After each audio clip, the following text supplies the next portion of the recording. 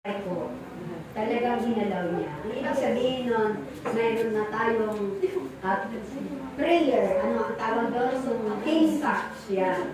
Ano man ang iyong patungan ng iyong mga kamay, ay gagaling ang may karamdaman. At ayon pa rin sa iyong pananalig at pananampalataya. Amen?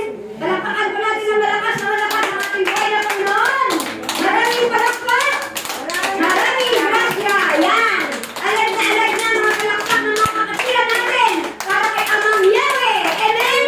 Amen! Maraming palakpak! Woo!